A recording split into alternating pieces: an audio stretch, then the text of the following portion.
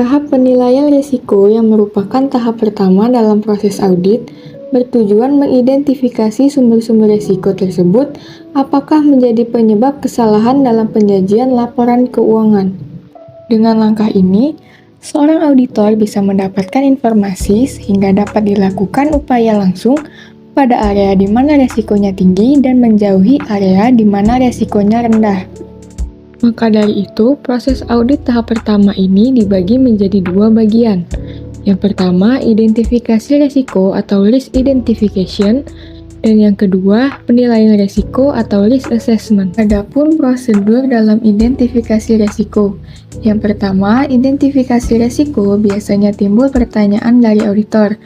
Apa kesalahan yang bisa terjadi sehingga terjadi kesalahan dalam penyajian laporan keuangan? Yang kedua, auditor mencari jawabannya dengan melaksanakan prosedur penilaian risiko. Yang ketiga, dalam penilaian risiko, auditor mengidentifikasi risiko dengan pemahamannya terhadap entitas dan lingkungan, seperti tujuan entitas, faktor eksternal, sifat entitas, kebijakan akuntansi, pengukuran kinerja keuangan, serta pengendalian internal. Dan yang terakhir, proses pemahaman, menghasilkan daftar sejumlah faktor risiko bisnis dan risiko kecurangan. Selanjutnya yaitu langkah-langkah untuk mengidentifikasi risiko. Yang pertama yaitu mengumpulkan informasi dasar tentang entitas. Yang kedua merancang, melaksanakan, serta mendokumentasikan prosedur penilaian risiko. Dan yang ketiga yaitu hubungan risiko yang diidentifikasi dengan area dalam laporan keuangan. Adapun bentuk dan luasnya dokumen pendukung dapat dipengaruhi oleh beberapa faktor. Yang pertama, sifat, ukuran, serta pengendalian internal. Yang kedua, ada informasi pada entitas. Yang ketiga, metodologi dan teknologi audit yang digunakan. Adapun faktor yang perlu dipertimbangkan dalam merancang dokumentasi. Yang pertama, dapat mudah dipahami. Yang kedua, tanggapan audit yang tepat. Yang ketiga, mudah dimutakhirkan oleh auditor berikutnya. Dan yang terakhir, mudah direview apakah tanggapan audit sudah tepat. 3. Penilaian risiko. Dalam penilaian risiko, perlu mempertimbangkan dua atribut mengenai risiko. A. Berapa besar peluang terjadi salah saji akibat risiko tersebut?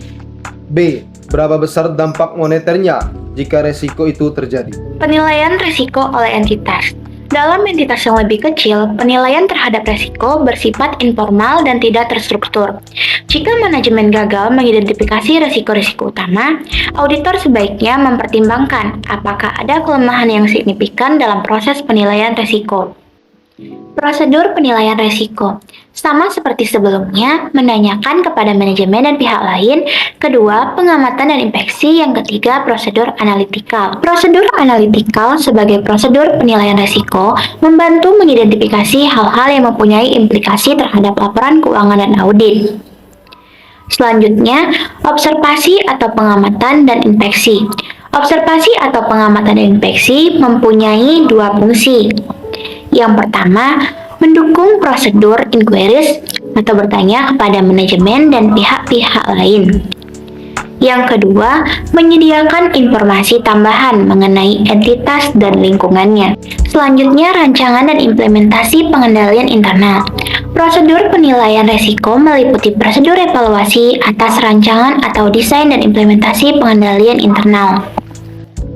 Manfaat audit berbasis risiko atau EBR. Yang pertama, fleksibilitas waktu karena prosedur risiko tidak menguji transaksi dan saldo secara rinci. Kedua, upaya tim audit terfokus pada area kunci. Dengan memahami di mana risiko salah saji, auditor dapat mengarahkan tim audit ke hal-hal yang berisiko tinggi dan mengurangi pekerjaan pada lower risk area. Yang ketiga, prosedur audit fokus pada risiko. Prosedur audit selanjutnya dirancang untuk menanggapi risiko yang dinilai. Keempat, pemahaman atas pengendalian internal, yaitu memungkinkan auditor mengambil keputusan yang tepat. Dan yang terakhir, komunikasi tepat waktu. Dari video yang telah ditayangkan tadi, Dapat ditarik kesimpulan bahwa tujuan tahap penilaian risiko yaitu mengidentifikasi sumber-sumber risiko dan kemudian menilai apakah risiko tersebut menjadi sebab kesalahan dalam penyajian yang material dalam laporan keuangan, sehingga auditor dapat mengarahkan upaya auditnya langsung pada area di mana risikonya tinggi dan menjauhi yang rendah risikonya.